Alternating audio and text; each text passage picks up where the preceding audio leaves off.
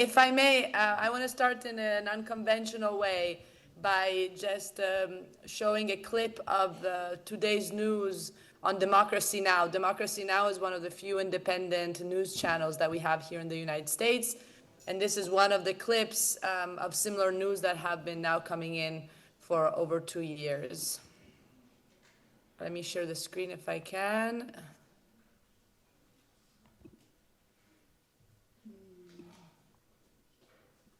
Sorry about this.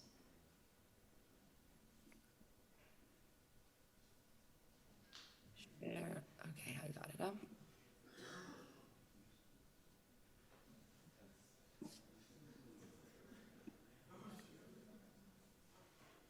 Okay. Hopefully you hear if it's letting me. Oh goodness. Okay. Oh, sorry. Okay, I messed it up as always. Sorry. 1 second.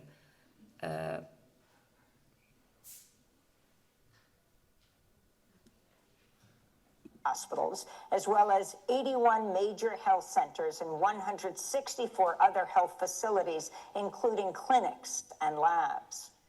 In Gaza, nearly 100 Palestinians, including children, have been killed over the past day in Israeli attacks. Among those killed were more families who are seeking humanitarian aid and food amidst an ongoing hunger crisis across the besieged territory.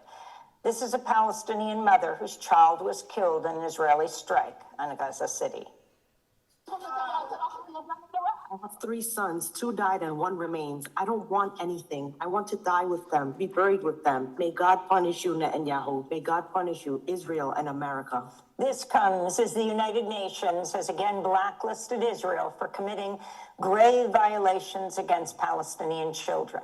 The UN report also says violence against children in war zones reached unprecedented levels last year, with the highest violations committed by the Israeli army in Gaza and the occupied West Bank. Meanwhile, UNICEF warned Thursday malnutrition among children in Gaza is rising at an alarming rate. More than 5,000 children under the age of 5 were treated for acute malnutrition amidst Israel's near total blockade of aid. This is a Palestinian mother of 4. You either come back carrying food for your children and they will be happy, or you come back in a shroud, or you go back upset without food and your children will cry. This is life. We are being slaughtered. We can't do it anymore. Open the aid institutions for people. Open them. Enough victims, enough death, enough. See? They're shooting randomly, and we're by the sea. When we go to get aid, our children start crying. They can't take it. The 6-3 vote.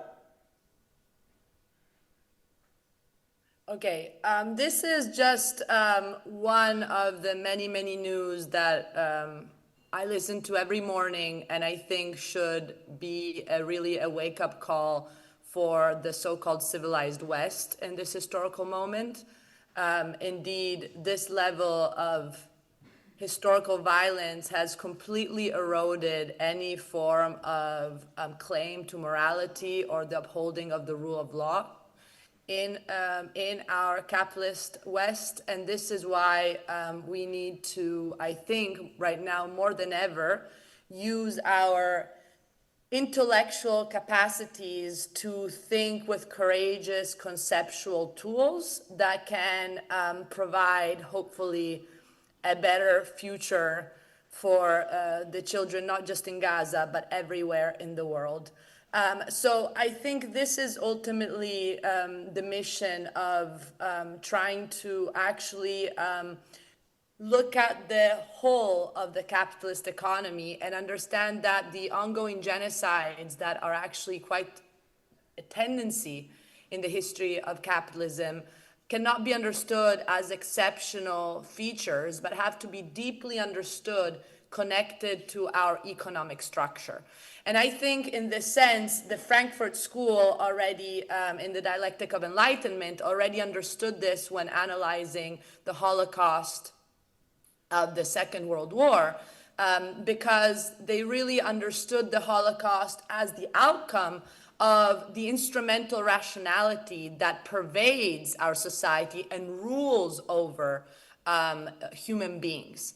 And this concept is very much connected to what is the fundamental critique of Karl Marx's work in analyzing political economy, right? The critique of political economy is all about actually focusing on how the way we think and the way we operate, we act collectively, is ultimately the expression of an upside down world, right? The inverted world, in which indeed the value form, the accumulation of capital, takes over any other logic, right? So how the logic of profit stands in ultimate contradiction with the logic of need, and this is why focusing on Palestine right now is so important, because it expresses exactly how dangerous and dehumanizing for everyone, not just for the Palestinians, but also for those like us who watch the genocide and feel impotent,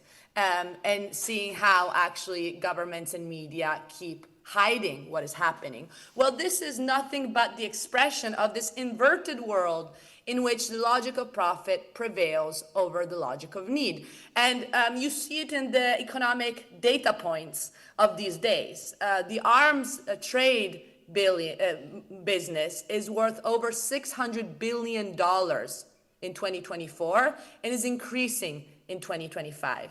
The value of the shares of Lockheed Martin, RTX, and many other big arms corporations has skyrocketed since October 2023, increasing even 75%.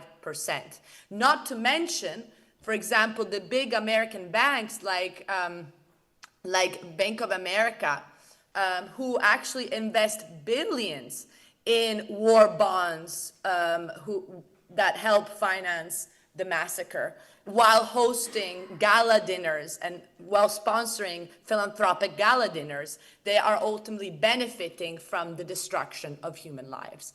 So we cannot understand this increased militarization, even in Europe today, without focusing on, I believe, what is the nature, this inverted nature of our economy, but also what are the limits of this inverted economy. And this is, I think, where we should really focus, is to ask the question, the deep question, how much social redistribution, how much social expenditure is actually compatible with the capitalist economy, with what I call the capital order. And I think what you recognize is that we need to stop thinking that our capitalist economy is eternally flexible, that we can mold it in whatever we want, if only we do have the right politicians in power to actually extend the welfare state, give more health care, give more school rights, and give more benefits to people. I think this is a very naive point of view, because what we need to understand is actually that our capitalist economy cannot allow for serious redistribution of resources. Why? These are political limits. Why are they political limits? Because what history shows, and what I've shown in my book, The Capital Order, that is now translated, sorry, let me get it, translated now in German, what history shows is that actually social resources, if distributed, are a problem for capitalism, because they risk politicizing people. They risk giving people means to actually participate in the economy, and reject the idea that the economic decisions should be made on their behalf and to their exclusion. So this is very important, is to understand that actually, historically, if social redistribution happens, this is a risk for the capitalist economy, because once people gain some rights and participate, people end up questioning the very foundation of our economy, which is indeed the capital order, meaning the fact that the majority of us has no other alternative but to go work for a wage and not be in charge at all about what one does during the time at work. And of course, one does not get to keep one's output. And this has nothing to do, again, with how much we are paid, right? Exploitation is not about the level of pay, it's about the loss of agency.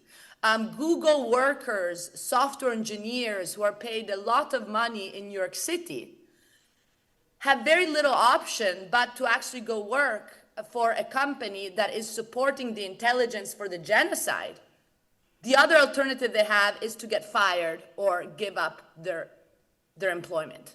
You see, this level of coercion, subordination, is part and parcel of the wage relation. And it is exactly this wage relation that is at the foundation of capital, of growth, of money, as we know it today. There would be no wealth, no money, no growth, if it weren't for a specific social relation of production that is by definition incompatible with the democratic participation of citizens in the economy. This is why, while social redistribution is dangerous, because it risks putting people in conditions to be able to question the wage relation and to ask for a different organization of production and distribution, what is actually congenial to capitalism is, of course, austerity. So in my work, I've shown, sorry, I just realized my glasses are completely crooked. In my work, I show how austerity is not a bug of the system. It's not an irrational choice of corrupt governments. Actually, austerity is in the DNA of our capitalist economy, and this dates well back, not just to neoliberalism. So we need to stop, as critical scholars, focusing just on neoliberalism by giving this false semblance of the possibility of a capitalism that is not neoliberalism, a capitalism that is indeed somehow humane and respectful of human need. This is a lie. What you find out is that austerity is in the DNA of capitalism from its very origins, from the very original primitive accumulation that happened not just, of course, in Britain and the core of the West, but also the colonial dimension that is all pervasive. And this austerity emerges in a very clear way, specifically in moments in which people are demanding alternative economic system. So again, austerity is not irrational, unfortunately. It's irrational according to the logic of need, of course. It is very irrational according to the logic of need because we know it creates a lot of social suffering, right? And precarity. But what I argue is that that precarity and social suffering is exactly the logic of the logic of austerity that the profit motive requires for the society to stay intact as it is today. So austerity is irrational according to the logic of need, but it's very rational according to the logic of profit, and it is meant to protect the capital order. So there's nothing spontaneous of our system, so I hope this is a message of relief and of empowerment, is to say there's nothing spontaneous about our capitalist system. It is not eternal. It is actually quite precarious. It is actually quite fragile. Why? Well, because if you notice historically, the system, our capitalist system, has operated thanks to the active intervention of governments and states at large, including technocratic institutions, to preserve the capital order.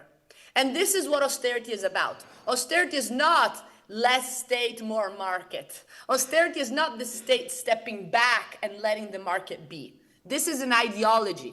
There would be no market without an active intervention of the state to shift resources from the many working people to the few who gain off of capital investment, interest, dividends, and so forth.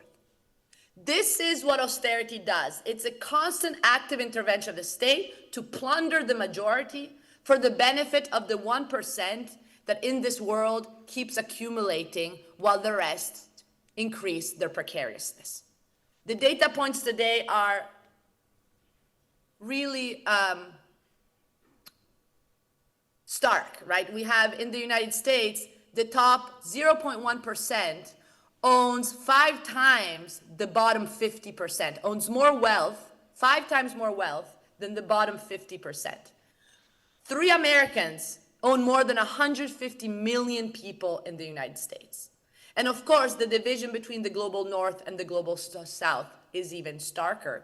I remind people that 7 billion out of the 8 billion people on the planet actually live in the global south and suffer from structural austerity sacrifice.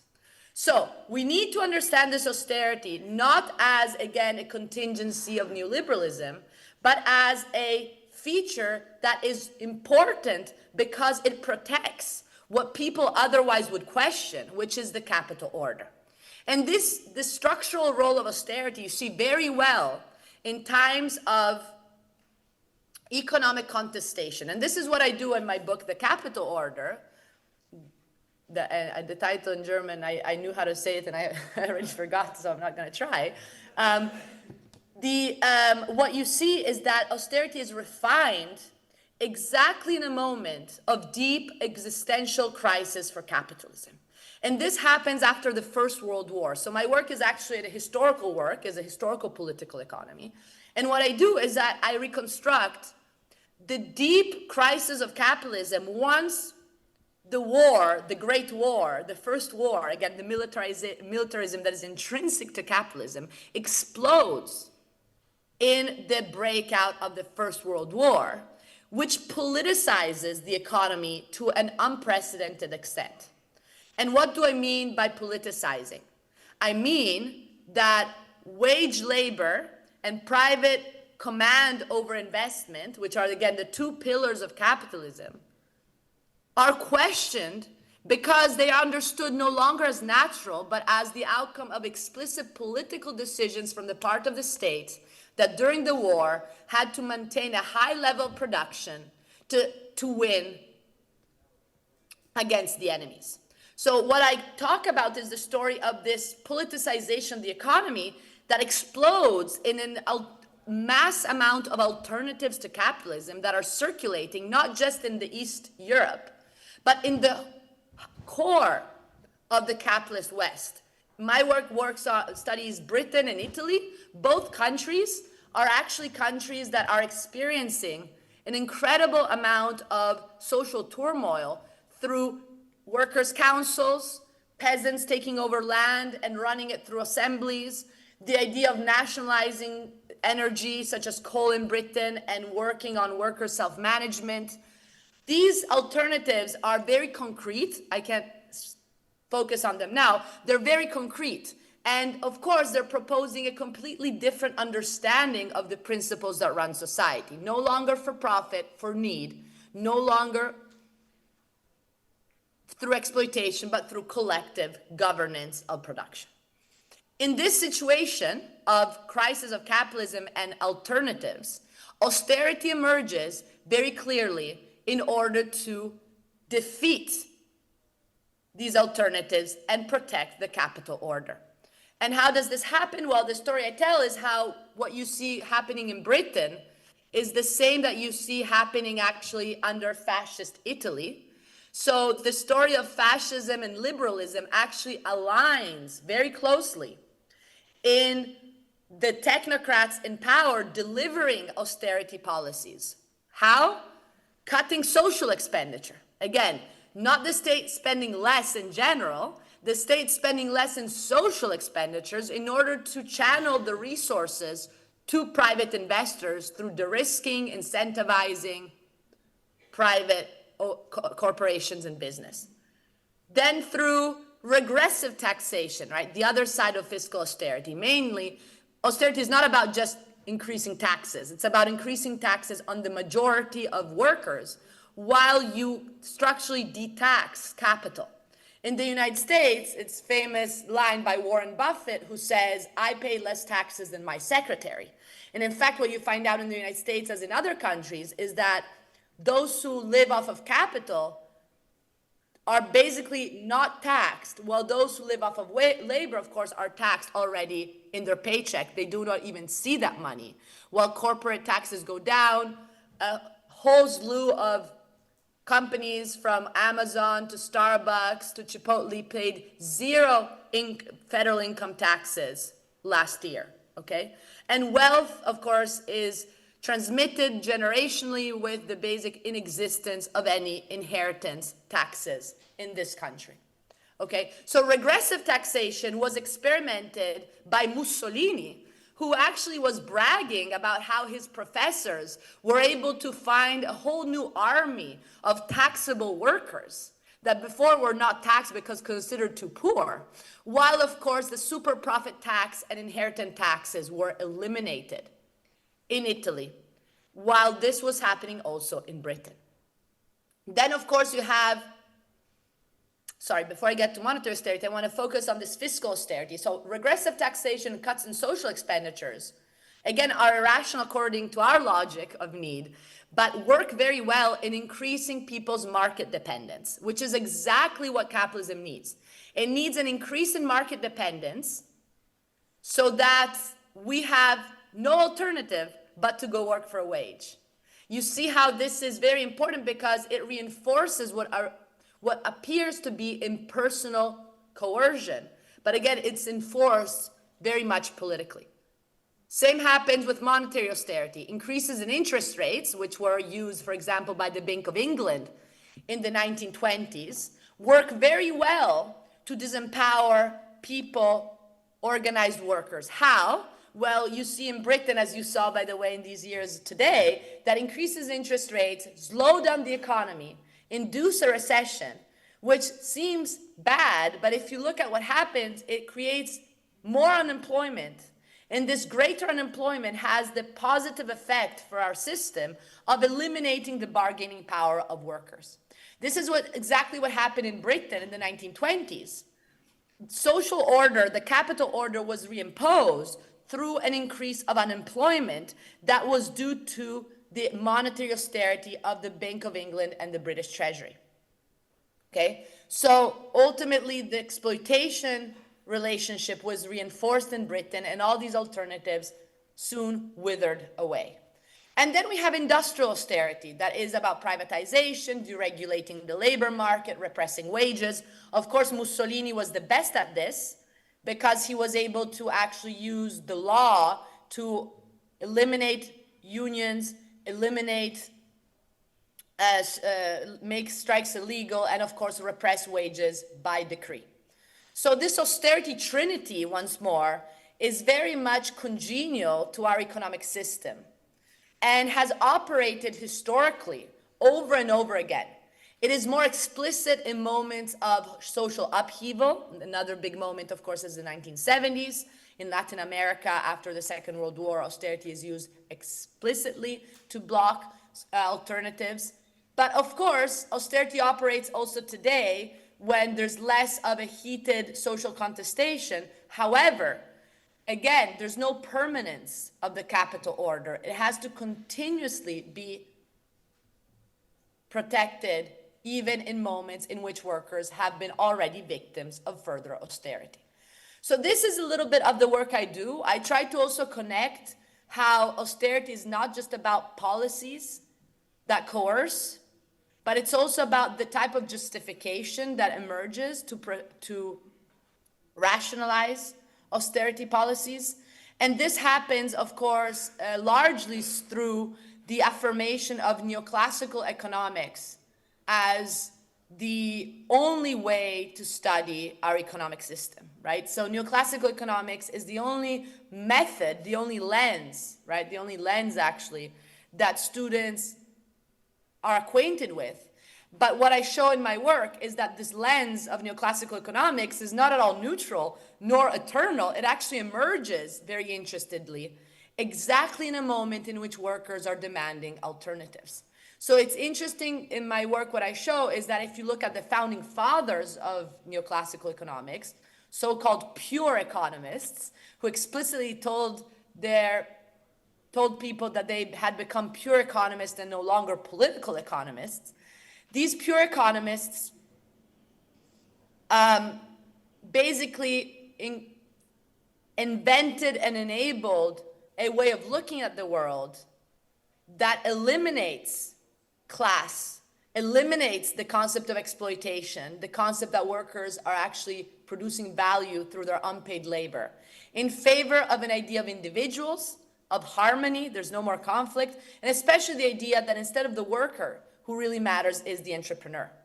And profits are not at all about exploitation. What profits are about is the just reward for the marginal productivity of capital that is actually the outcome of the virtuous capacity to save and invest of the individual entrepreneur.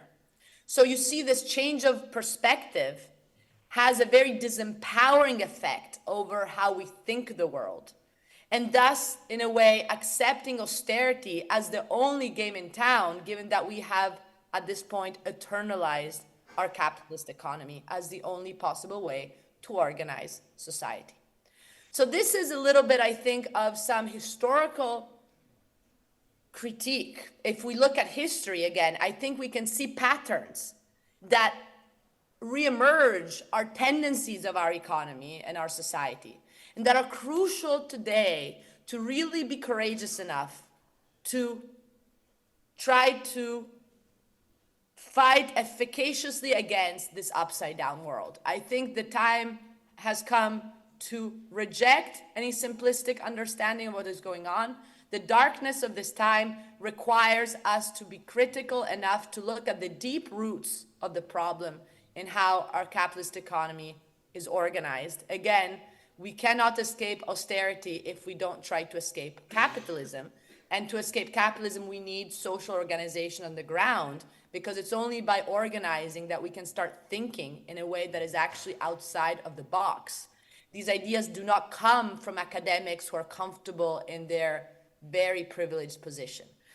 This is a little bit of what I've been trying to do here in Tulsa, also organizing with citizens on the ground to have moments of empowering economic discussions, and hopefully this can happen in many other places and continue to give hope to a very hopeless world. Thank you very much.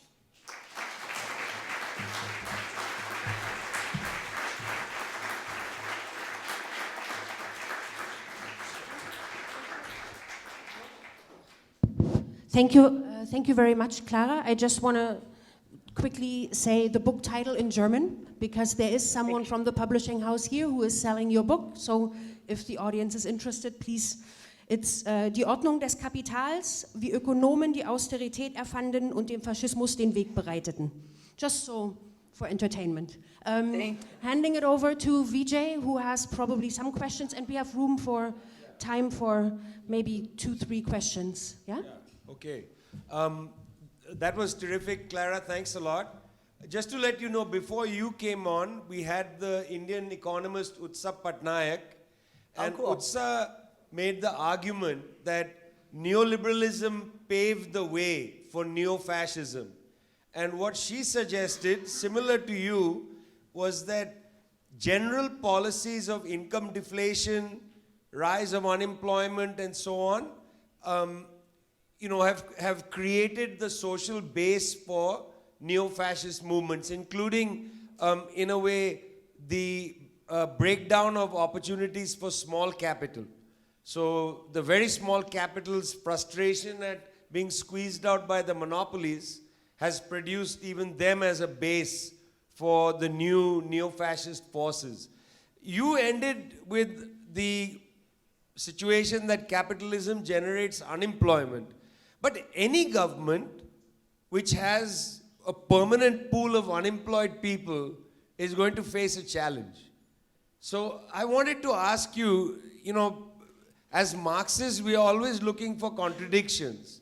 So can you reflect a little bit on rising unemployment and why this has not generated the kind of spontaneous unrest, not just organized unrest, which is what you ended with, but where are the spontaneous outbreaks from the unemployed?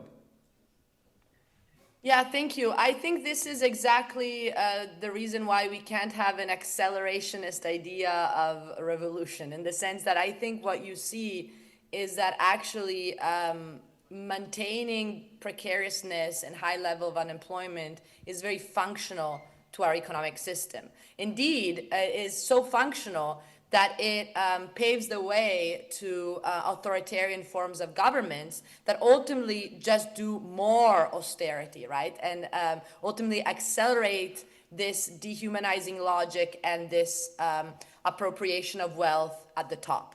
So I think here it's where we have to stop thinking that there's, as you're pointing out, there's no like general rationality for society as such. There's a rationality that is indeed a rationality that is favorable to very, very few, with a lot of baggage of social destruction, ecological destruction, and destruction of life. So if I can answer more clearly, I would say that high level of unemployment have never really been a problem for our economic system. They actually reinforce it through also more adherence to authoritarian forms of governments. I think this is what you saw also, of course, in Germany, the rise of Nazism. Nazism also ultimately was the outcome of at least a decade of austerity that Germany had to implement because of the pressure of the League of Nations after the First World War. And this ultimately eliminated organized worker struggles, precarized people, made people segmented and hating of course, of the scapegoats of the moment, the Jewish, the Gypsies, and ultimately not seeing the systemic issues at the top. So that what we see there is Hitler doing a militarized form of austerity, right? The crushing of labor rights went with the constant militarization that ultimately supported capital accumulation, but had to be unleashed through another world war. And of course, the consequences of that also on Gaza today are very, very evident. So we here, I think, are facing a situation by which we need to be realistic in the fact that unemployment is not only the consequence of capital accumulation, of course, and the long-run tendency of technological unemployment, it's also actively sponsored by political entities because of the need to maintain a precarious and subjugated working class that otherwise would be empowered. Low unemployment rates are very dangerous for the system. And Jerome Powell, 2 years ago, said it very clearly, right? I mean, the Fed, immediately after COVID, saw the dangers of low unemployment in the United States. And note, low unemployment in the United States is below 4%, okay? And below 4% is ultimately millions of people who are actually unemployed. And many people say that what is ultimately, it was 3.4% in 2020, I believe,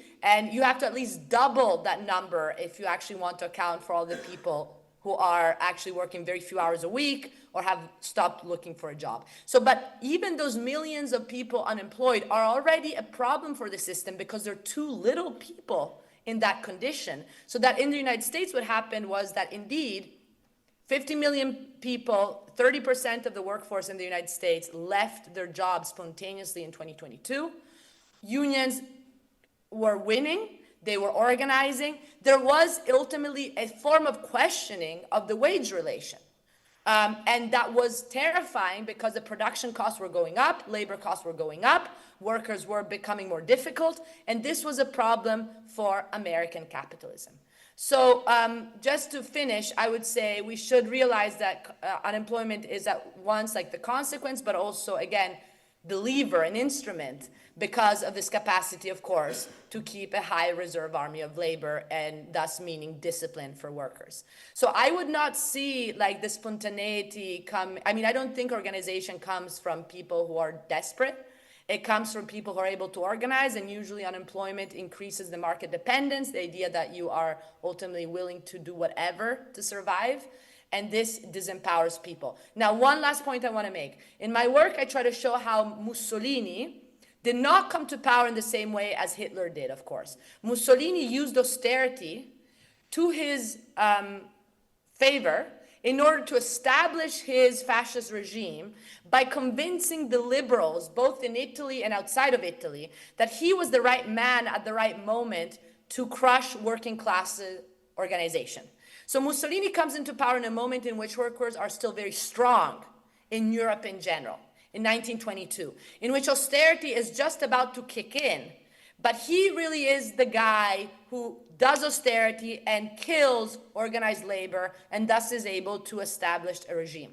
The situation in Germany is different. Germany is the product of the success of austerity in a way. Nazism comes out of the success of austerity in quotes, in the sense that austerity did exactly what it was supposed to do, which was stabilize class relation in favor of capital, and thus have people vote for extreme right-wing governments that then only do more austerity.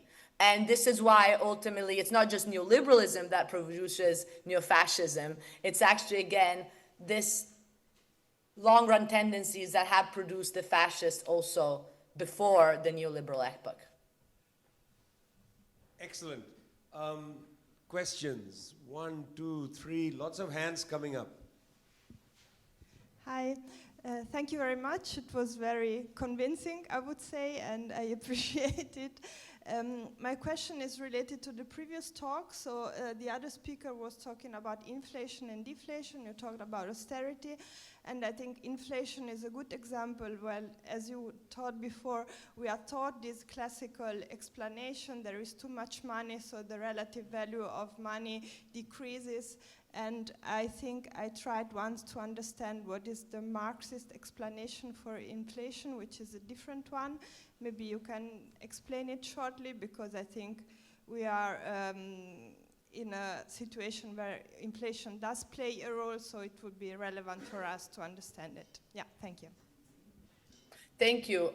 Yes, so inflation is the typical topic that shows you how even if economists think that they're only doing economics, all economic problems are actually deeply political, right? So you can't really escape the political dimension, even if that's the way in which economists kind of try to portray their capacity to be more of authority than others. John Maynard Keynes was very explicit in actually after the First World War in saying that inflationism will erode the whole basis of social contract and of capitalism more generally. So what you see is that now, as in the time I study, inflation is understood even by the bourgeois economists but for what it is, which is a possible political threat to the social consensus for capitalism, because it's the moment in which the veil drops and you realize that organizing actually distribution of goods through the market principle is not rational at all according to the logic of need, right? And that it actually, in these moments, there are very few people that are actually speculating and gaining at the expense of everyone else. So this is very important to understand that inflation indeed is part of the conversation about austerity, because it's exactly what could be a trigger for people to understand that they should be demanding a different way to organize production and distribution. Now, inflation, the neoclassical economists tell you, and then I study it in my book, you will see how exactly their explanation for inflation is extremely classist and repressive, because they claim that inflation, just as they do now, by the way, is due to the fact that people are consuming too much and producing too little. Okay, this is actually their explanation, right? This is actually the explanation of that still exists today, even in neo-Keynesianism. It's about demand pull. Okay, people have too much, they're consuming too much. And ultimately, it's also about cost push, in the sense that ultimately this is due to the fact that workers' wages are excessively high. Okay, so the idea is that people have gotten too much for the system to be in equilibrium. And I think this is telling, because it really does show another political limit of our system. Indeed, these economists are not just classist. They're actually revealing a profound truth of this economy, which is that if people start consuming much more or even asking for higher wages, what happens? And this is the Marxian explanation for inflation, or at least one of them, is that, well, prices don't just increase automatically, right? In our minds, when you hear about inflation, it seems like everything is automatic. It's like determined, predetermined. Oh, of course, if wages go up, prices will go up. But that's not true. That's a political decision. What happens is that businesses, and businesses that concentrate market power can do that even better, okay, decide to dump the cost of increased production costs, okay, dump the cost of this increased prices on consumers by maintaining their profit rates and having prices go up, okay? So this is nothing automatic. This is a political decision from the part of those who actually get to establish the price of commodities. There's no price takers in a way. It's not the neoclassical model. And this is what escalates inflation, right? And right now there's a lot of empirical work that shows you how inflation is actually indeed ultimately due to excessive profit margins, right? So these producers are dumping the cost of production on the consumers. Now, this tells you that we should start questioning, why is it that we as a society have decided to give all the decision-making power in terms of what is being produced and distributed to very, very few corporations and asset managers that now are basically dominating all the corporations. This is completely irrational according to our logic of need. Why is it that we ultimately depend on these private businesses and need to make sure, oh no, do not increase prices. We will assure that wages will be low enough. We'll keep workers disciplined enough so that you don't have to raise prices. You see how it is ultimately all about a political issue. And inflation cannot be explained if not through this class lens that the neoclassical perspective denies and instead blames the workers for not being disciplined enough. But again, the neoclassical lens is not making up stuff. It's actually just telling you very clearly that to have capitalism run smoothly and monetary stability in operation, you need disciplined workers. And this is true not for every society, it is true for a capitalist society. So it needs to be taken very seriously. This classism ultimately is a mirror of the classist relations that underpin our economic system. I hope this is clear. There's more on inflation in the book, and we can talk more. Very, very clear. Yeah. Okay, I think we might only just have time for one more question, unfortunately. Okay, One sure. more question. Okay, One more question. Okay, thanks. You only mentioned that within one sentence, but I think it's really interested not only how you understand it, but also how the whole audience understands it, that the struggle is not only about the wages of work, but also about the agency of work. Yes. And to only to not hide my own opinion on that, so we are struggling on that question at the universities here, not only myself, but also some people around, because this means building the ambition to not only take over their own work, but also to take over the institution and the part of society at least. And I think the main struggle in this is to not only evade being part of genocide with one's own work, but also to do the opposite, to really work for another society within my work time. And I think this has been also very important when parts of the Google workers did this some years ago. Yes. Yeah, I think this is very important right now. Yes, no, I completely agree. And this is why I think we need, this is what I think is the fact that as people who study history or in general academics, what they can do is actually show concretely why we need to be ambitious in asking for overcoming wage relation, and how there's a lot of historical examples, also very successful everywhere in the world, of movements for self-organization of labor. So I think this is ultimately what the scholars can do, but I agree with you that the whole point is that the scholar is not enough. The scholar needs to, in a way, accelerate and make clearer certain conceptual insights that ultimately emerge through the actual participation. And this is very critical because we always need to increase our imagination for economic alternatives, and they're very concrete. And it's really about like, how do we organize people democratically in, for example, solidarity economy projects? How do we breach market dependence? This is the real question.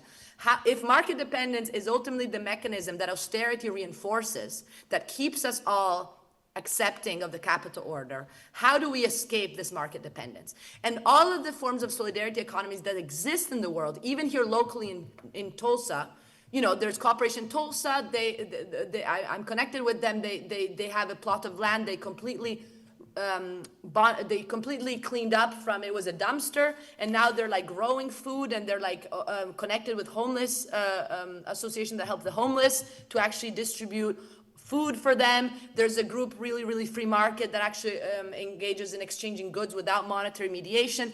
These are all very local but very concrete experiments that ultimately have people participate and open their minds to how this is not just science fiction, but it can be a different way to run society. So I agree with you more than ever. It's not about the wage, it's about the social relation. This is what capitalism is about. And we need to be able to, I think, participate everywhere we are to try to change it. I conclude by saying here in Tulsa, we are trying to do that. Now, my center that I was directing is unclear whether I'm still directing it because the university was without money and they think it's a... Anyway, so we're in a transition moment here. But what will stay, more the university support, which is unclear, is the people on the ground who have been supporting these events in which we meet, we discuss economic issues from a radical perspective, and we try to put them into practice. So we will continue building at least this autonomous institution. So if you're interested in being connected, and we're going to have an online platform, please email me. My email is very easy to find online. It's on my website. And I think we can organize an international network of these local organizations so that they can take inspiration from one another and grow and build through one another. And this is really what I think is important for anyone to do, and especially for academics to do, and there's very few who actually want to do that because it takes energy, but the energy comes with the gratifying aspect of building social community, which is the best way to kill capitalism, is to actually build solidarity networks. Wow.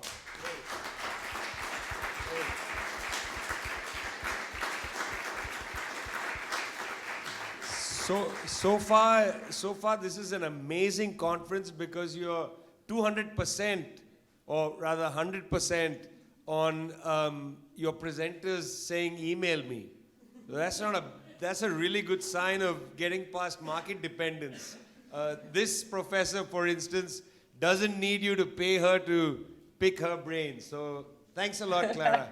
Real Thank pleasure. you, and I hope to meet you in person very soon, and I hope the conference continues well. And please let me know what happens and keep me informed.